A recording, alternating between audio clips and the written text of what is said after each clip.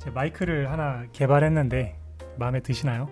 우리가 외국어 공부를 처음 시작할 때 갖는 일종의 강박 같은 게 있는 것 같아요. 나는 초급이니까 무조건 쉬운 문장으로만 공부해야 돼. 그러니까 다시 말하면 초보라는 어떤 미명하에 스스로를 쉬운 문장의 틀에 가두는 건데요. 정말 이 주장대로 초보자들은 무조건 쉬운 문장만 해야 될까요? 내가 이해하지 못하는 문장은 인풋해도 그렇게 소용이 없을까요? 저는 외국어 공부의 철학을 크게 두 가지로 나눠볼 수 있을 것 같아요. 첫 번째는 우리 두뇌는 그렇게 똑똑하지 않아. 그래서 모든 걸 잘게 쪼개서 잘 설명해서 넣어둬야 돼. 두 번째는 우리 두뇌는 똑똑하기 때문에 어떤 정보가 조금은 가공되지 않더라도 충분히 스스로 파악할 수 있어. 여러분들은 어떤 주장이 맞다고 생각하시나요? 여러분 농사에서 재래식 농법 그리고 자연 재배 농법이라는 거를 들어보신 적 있나요? 저희 재래식 농법이라고 하면 우리가 흔히 하는 방법이죠. 땅을 갈고 비료를 줘서 작물이 빠르게 자라는 데 도움이 되도록 모든 거를 이렇게 잘 세팅해 놓는 걸 얘기하고요. 자연 재배 농법이라 그러면 땅을 갈지 않습니다. 비료도 주지 않고요. 심지어 막 물도 안 주기도 하고요. 그리고 씨앗을 자라기 어렵도록 거꾸로 뒤집어서 심기도 합니다. 이 씨앗은 생존하기 위해서 뿌리를 깊게 내립니다. 물이 없기 때문에 그렇죠. 그 과정 속에서 성장이 빠르지 않기 때문에 조금은 더디게 느껴지기도 하죠. 하지만 이렇게 뿌리를 깊숙이 내리고 나서 생존을 위한 여건이 갖춰지고 나서부터는 놀라운 결과들이 일어난다는 거예요. 이 작물들이 조직이 치밀해서 막 썩지도 않고요. 그리고 맛도 매우 좋고 영양가도 매우 풍성하다는 겁니다. 이 재래식 작물은 덩치는 비대한데 그렇게 조직이 치밀하지도 않고 영양소도 그닥 높지 않은 거하고 비교했을 때는 정말 대단한 결과인 거죠.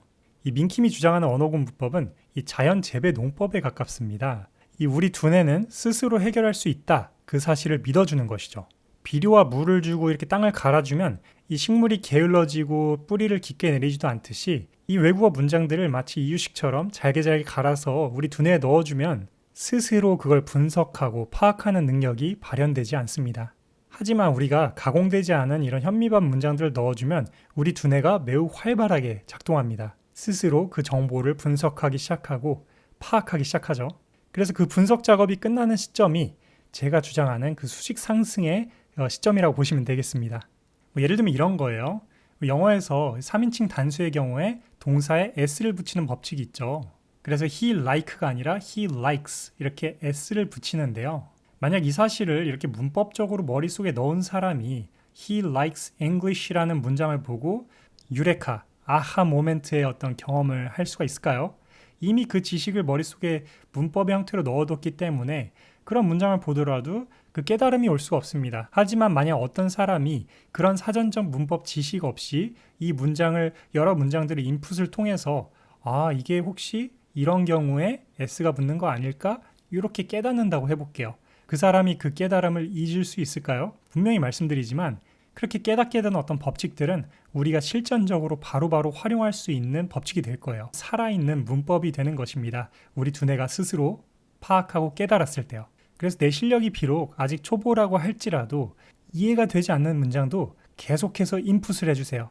그리고 다른 어떤 것에도 이 시선을 뺏기지 말고 이 훈련을 집중해서 반복해서 계속 해주세요.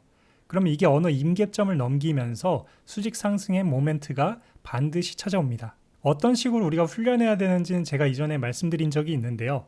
이 위에다가 링크를 올려드릴 테니까 한번 참고해 보시고요. 내가 어떤 자료로 공부를 해야 될지 궁금하신 분들은 지금 위에 뜨는 링크를 확인해 주시길 바랍니다. 댓글을 보니까 어떤 분이 여쭤보시더라고요. 아무것도 모르는 문장 그냥 냅다 인풋하면 돼요? 그건 아닙니다. 제가 공부법에도 말씀드렸지만 최소한의 노력, 단어는 찾아봐야 되죠. 그리고 표현도 찾아봐야 되죠. 그리고 동사 변환도 한 번쯤은 봐봐야겠죠. 이 단계별로 이 단계가 있거든요.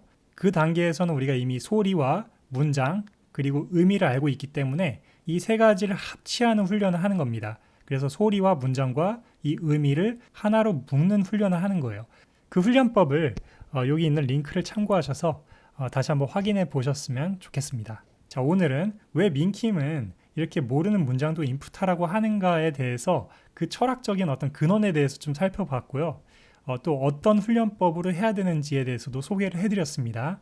많은 분들이 효과를 보고 계시고 저도 산 증인이니까요. 여러분들께서 그런 방법을 잘 써서 외국어의 수직 상승을 꼭 이뤄내셨으면 좋겠습니다. 전 항상 이런 원칙을 갖고 자료를 만드는데 이 스페인어 학습자분들은 아래에 있는 고정 댓글 확인하셔서 제 결과물을 한번 살펴보셨으면 좋겠고요. 오늘도 여러분들 끝까지 들어주셔서 감사하고 저는 다음 시간에 또 좋은 내용으로 찾아뵙도록 하겠습니다. 그럼 20,000